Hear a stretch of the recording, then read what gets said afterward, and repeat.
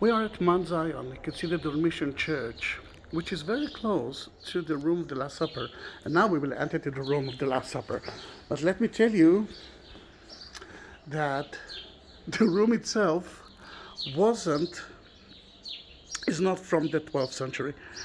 Sorry, it's not from the time of Jesus. It's mostly from the 12th century. We will go in now to the room. And the question, one of the first question will be, are you sure that the room was here? Then the answer is no, but yes. The tradition is very old. Then why not to believe that it was here, Jerusalem, it's a small place. The Bible mentioned that Jesus told the disciples to reach a place that a man will carry water, and he will show them the place to prepare the Passover meal.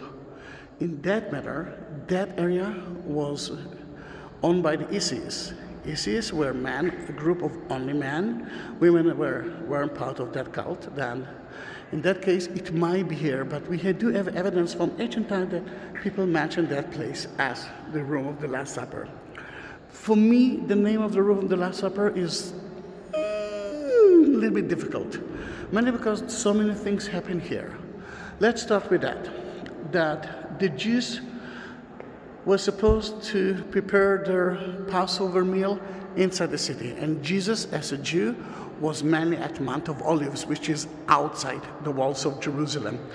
The people of Jerusalem knew that too, and they said, oh gosh, we can actually charge them, let's say, for a week, 7 times more than it should be. But God said, no, dears. You're living in the old city, you're lucky. You're going to give those pilgrims, Jewish pilgrims, a room for free. Let's talk about you. Are you going to give a room for free to strangers? No. Then in that case, they gave them the roof. That's why one of the names of that room is the upper room. Cenacle, upper room, the room of the Last Supper, but it's not the end of the story. Then in that case, now we know about the location. According to the Catholic and the Greek Orthodox, that was Passover meal. That's why the holy bread is kind of a Matzo bread. According to the Protestant and the rest, it was a day before it. That's why they're still eating bread in their ceremonies. Why that room is so important for me? First of all, because Jesus and the 12 were here. Secondly, in that Passover meal or a day before, he said something that they never heard before. First, one of you will betray me. One of the 12 will betray me. Secondly, he said, I will die tonight or tomorrow, and I will resurrect 3 days later.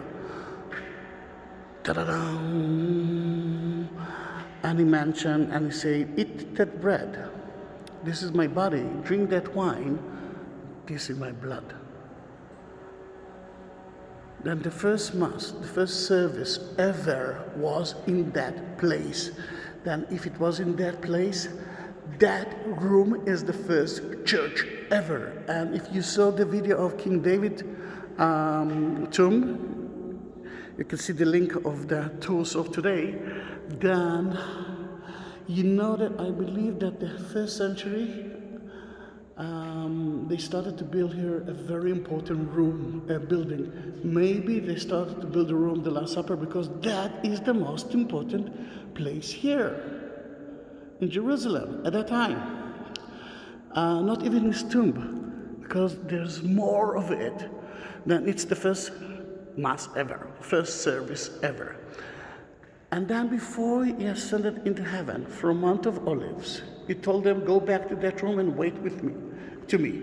First of all, they had to stay in Jerusalem, because 3 times a year, every Jew must be in Jerusalem. And Passover is one of the holidays. The second one is 50 days later, Shavuot. Then there's no reason for pilgrims to go back to the Galilee area where they came from and then to go back to here again. 40 days after he's resurrected, holy fire went down from the sky. And people started to talk in different languages here. And the message was spread Christianity all over. Then it's not only the first Christian church. It's not only just the Pentecost room. It's the center of Christianity. And that Pentecost, Mary was as well, too.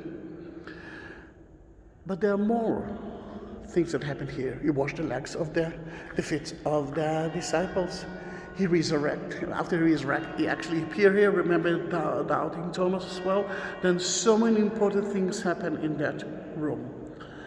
Then that room was a Christian place. Beneath us, see the stairs, it's the tomb of King David. Belongs to the Jews. At the 14th century, the Christians wanted all the building, the 2 stories of the building for themselves. The Jews wanted it too. They went to the Mamluks, and the Mamluks, the Muslims at that time, 14th century, said, all right, my dears, Jesus is our prophet, a Muslim prophet. Go away, they're Christians. And then they went down to the Jews and said, David wasn't a king, he was our prophet. Go away from here. And they established here a mosque. Here you can see the mihrab, the place that the Muslims knows, according to it, where is Mecca. You know that the Muslims are praying through Mecca. Then here it is. You can see sentences from the Quran to the right and to the left, and look at the beautiful windows, stained windows, and inscriptions as well. I don't know if you can see something because of my... Yes, now we can see it. Another thing that he built here, they added here, is the inscription that say we took it from the pagans, Christians, we lived in Trinity, and we turned it into a holy site. I don't remember if I mentioned that the room itself that you see here is mainly from the Crusader time, 12th century. Another thing that the Muslims built is a replica of the tomb of King David above the original tomb, which is this is the stairs for that room, and there inside the room, which is closed now, there is a tomb, a replica of it, of King David.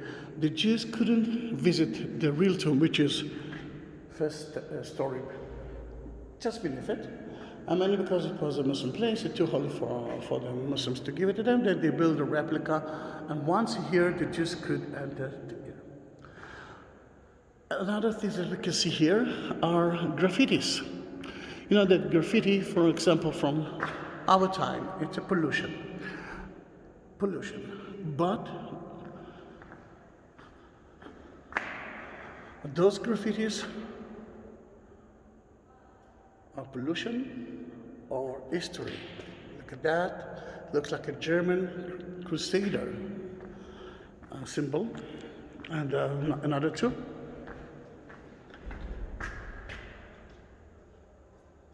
And this is a beautiful replica of another graffiti, but not from here, from the Church of the Holy Sepulchre from 2nd century, that said, "We came to visit you, Lord." But here you can see the word Allah in Arabic. Two more things. I know that video is a little bit long, but it's important. That you can see in that room is that. Look at that beautiful tree, olive tree. If you go to the Bible, you can read one of the letters of Paul that the new Christians started to hate the Jews. And St. Paul, that was a Jew, well, Jesus was a Jew too, said, if you are only the new branches. If you will cut the trunk, which is Judaism, you will die too. And this is the present that we got from the Pope at 2000, and another Crusade capital. Look how beautiful the capitals are. And every capital is different. But that is the most important one. You can see a falcon mother that couldn't feed her chicks. And the falcon mother said, I prefer to die, but to feed my chicks. And here it is, story of the room, the Last Supper. Eat that bread, drink that wine. Amazing, isn't it? This is one of the first times that that room is so empty because of coronavirus and COVID-19. If you reach that point, it means that you liked the video. Then subscribe my channel and be part of my tourist now, because no one can reach Israel, but through my videos you will be able to visit the Holy Land. I have more than 18,000, close to 19,000 videos about the Holy Land. See you in my next video. Bye bye.